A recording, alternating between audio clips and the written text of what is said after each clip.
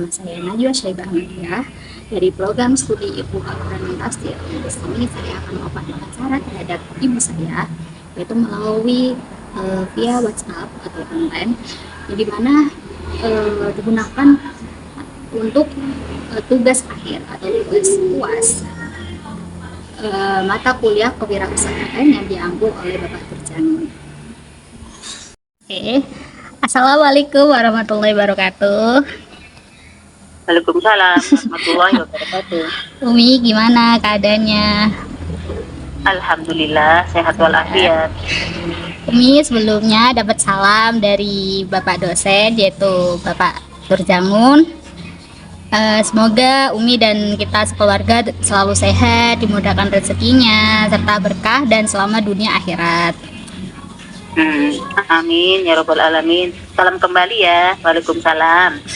Saya mendapatkan tugas dari Bapak dosen, yaitu untuk mewawancarai orang tua tentang usaha yang dibangun atau yang dijalankan oleh orang tua. Nah, di sini ada usaha Umi dan Abi udah nggak ada, jadi yang bisa diwawancarai adalah Umi. Nah, jadi gini Mi, ke pertanyaan awalnya, bagaimana sejarah usaha yang Umi jalani setelah melangsungkan akad pernikahan? Yaitu gimana sih cerita awalnya sampai Umi tuh bisa buka usaha atau ya berdagang seperti saat ini?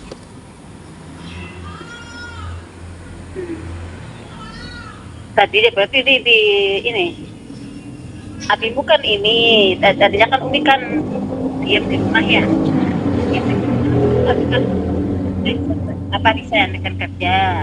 Nah Umi ini kerja di pabrik Formosa yang produksi tas bag itu loh, tas mereknya naik tuh. Nah terus kan itu corona. Nah corona Umi kesaring ke jaring di PHK karena corona kan pengurangan karyawan banyak. Nah, terus itu Umi tuh masa nganggur yo, padahal kan Abi tuh ini ya Mas Tapit lah, abimu ya.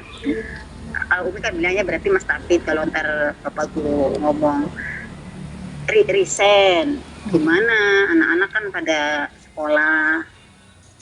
Nah Umi tuh di rumah tuh nganggur, itu yang di PHK tuh, terus udah nganggur, ngobrol-ngobrol sama teman-teman Formosa yang pada keluar, bagaimana kamu ini di rumah, apakah usaha ini? Alah sama di rumah aja. Enggak, kalau saya pengen usaha ini aja nih, jualan sayur, mau enggak mau saya gitu. Kenapa? Jualan sayur soalnya ribet, dari pagi sebelum subuh udah pergi, ntar ini ntar nyampe sono kudu buru-buru dirapi-rapin terus jualan ini aja jualan di sekolah-sekolah gitu. Nah terus Umi jualan di sekolah, tadinya kan jualannya kan itu jasuke. Jualan apa Lis? Terus saya lihat-lihat dulu, ternyata nggak ada jasuke di situ tuh. Saya ngeliat ke sekolahan dulu, oh jasuke nggak ada. Terus saya jualan jasuke, udah itu lumayan laris gitu ya. Setelah itu ada yang ikut-ikut jualan, tapi dia itu orang udah lama, dulu jualannya nggak jasuke. Terus melihat saya laris, dia jualan jasuke. Nah Uminya nggak mau lah, dia orang lama kok jualan, saya ngalah, Umi ngalah. Terus sudah ngalah, Umi beda lagi, jualan ganti, namanya cilok. Nah cilok itu ternyata banyak yang jualan cilok. Di situ cilok, ada cilok yang orang-orang dari mana-mana itu yang cilok sidul, cilok apa yang gerobakan di Surung tuh, yang gerobakan jalan kaki kan ada, gerobakan yang pakai sepeda goes kan ada. Terus lagian ininya kelarisannya kurang kalau cilok. Kalau jasuka kemarin memang laris, tapi ya gitu, ngeres kotor lah gitulah pokoknya. Tempat rumahnya juga kotor kan, banyak sampah aja lah itu. Itunya kulitnya jagung kan banyak kotor kan. Terus itunya bagalnya, ngerti bagal bahasa Indonesia apa ya bagal ya? Ya itulah pokoknya kotor. Udah ganti Umi cilok ternyata banyak yang jualan, tapi juga begitu rame lah. Ganti lagi Umi papeda. papeda sama apa dulu sama cilok gitu. Dan ciloknya masih tetap mintil, ikut gitu. Jadi 2 papeda sama cilok. Terus lama-lama lah ciloknya kok sepi kita cilok ditinggal di jalan yang ngasih ini, yang ngasih jalan ini ke sini ini di sini laris di situ laris kan udah ditunjukin. Nah hatinya kan merasa oh ya ke sana larinya, oh ya ke sini gitu. Nah itu terus ciloknya Umi tinggal, kok jualan kok papeda doang mak, terus tambahin esnya dulu masih dicampur-campur es teh itu terus campur teh semua. Nah sekarang diganti es tehnya bukan es teh tok, ada es macam-macam jadi pakai marimas pakai bubuk. Kalau dulu kan es teh bikinan gitu loh, tapi es teh doang satu macam. Sekarang es sama papeda. Nanti ini lagi anak-anak kan pada nanya, Mbak masa itu doang sih, kasih apa ke Mbak ya. Terus Umi bikin lagi makaroni maklor itu loh, makaroni dicetak. Terus Umi sekarang sampai sekarang papeda makaroni sama es, alhamdulillah udah ya bisa mau selesai insya Allah ya. Insya Allah mau selesai kuliahnya ya. Umi juga nggak ngerepotin anak-anaknya, misalnya ngerepotin anaknya yang udah kerja gitu istilahnya.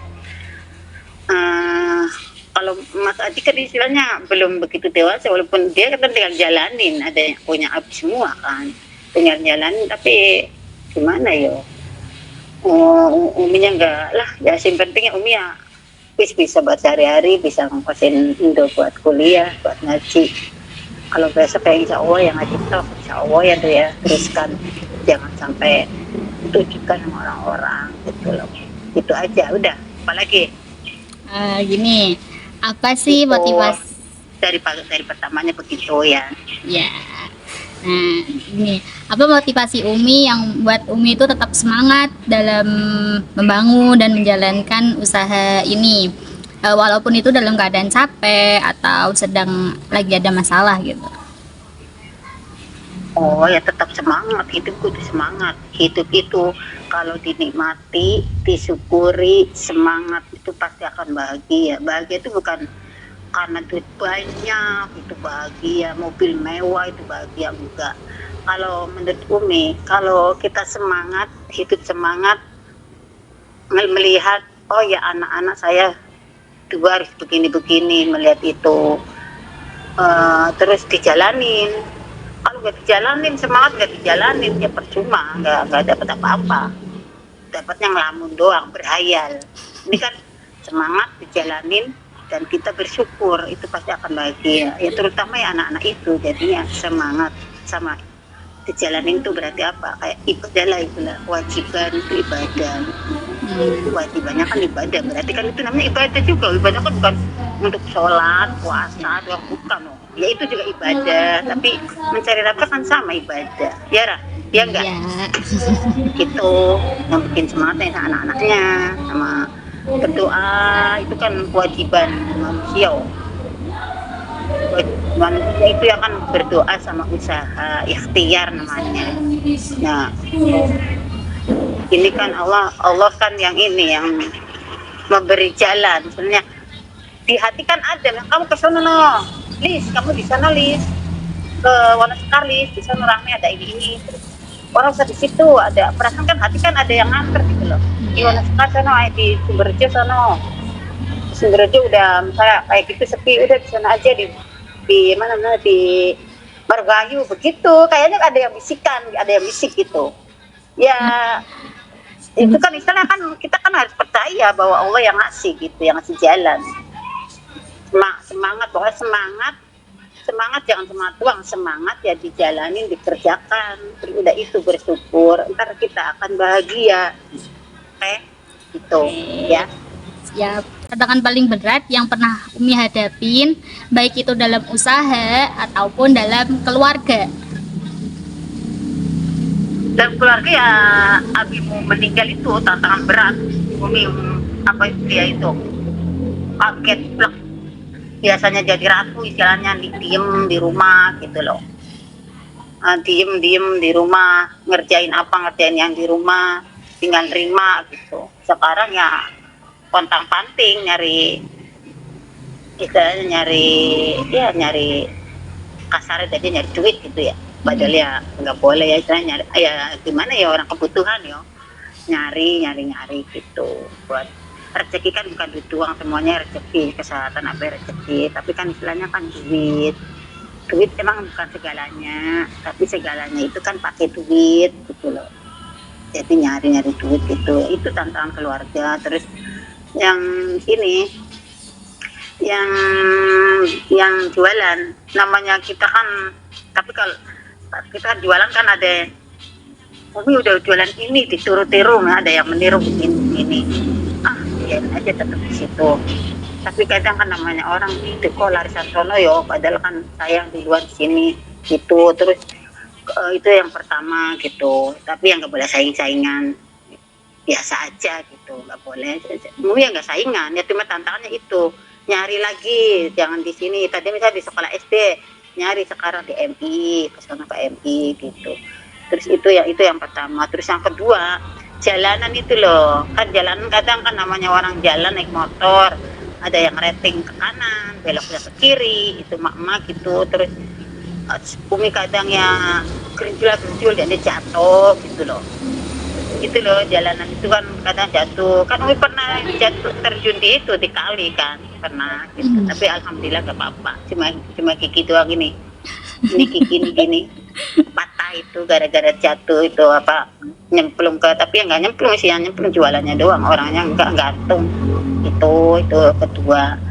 Terus yang ketiga ya apa yuk, ya tantangan. Semua hidup itu tantangan, kalau nggak tantangannya nggak semangat. Itu aja. Oke? Semuanya tantangan, ditantang, dijalanin. Kalau nggak begitu nggak semangat, kita males Nih ya udah gitu. Menurut kekuatan atau dorongan yang menjadi kunci utama atau yang paling berperan hingga akhirnya itu Nduk bisa nyampe ke perguruan tinggi ini gitu? Itu Bismillahirrahmanirrahim, bahwa saya punya anak lagi kuliah, lagi ngaji, harus bisa sehari, harus misalnya pokoknya harus sehat walafiat. Ya doa lagi, doa sama minuman juga kan, minuman makanan kan harus dijaga. Kayak misal Umi kan punya madu, itu udah minum madu. Kalau susu nggak jarang ya, bukannya nggak mau, jarang. Kalau madu ya sering itu diminum. Ya buat kekuatan gitu loh, itu kekuatan badannya. Kekuatan rohimnya ya kadang yang salat tahajud, kadang yang enggak. Radinya doa disipi sama doa gitu. Bukan Umi sombong apa biar semua orang yang pasti ingin Umi masih betul ya, baru kerja beneran orang kerja ini udah mau 2 minggu, pulang kampung wingi, terus sekarang udah seminggu. Ini anak-anak libur udah malas. Iya hebat, alhamdulillah sehat walafiat saya gitu. Ya itu ya, minum ya, makannya kudu dijaga, minumannya kudu dijaga gitu. Nih, jadi harapan apa yang Umi inginkan atau ya harapan Umi setelah Nduk menyelesaikan dari perguruan tinggi ini? Ya harapannya ilmunya biar bisa dimanfaatin buat sendiri, lebih bagus ya buat ini orang lain, masyarakat. Itu ilmunya dipakai, itu harapan Umi.